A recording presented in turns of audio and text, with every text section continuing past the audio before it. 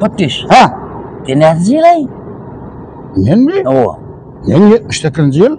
Ha 78. Hava 79. Kakan nasıl yıl bakır oluyor?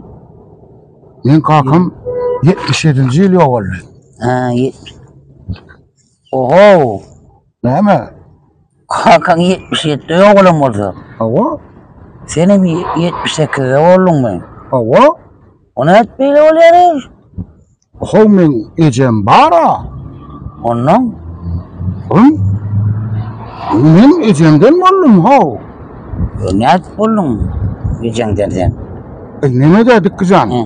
Çok küçük kemma. Ha. Eceme ait yani oğlum seninle leglek getirip geldi. Leglek. Ona pottiş var. İki bir de leylek getiremedi. Başka kim getirdi lan?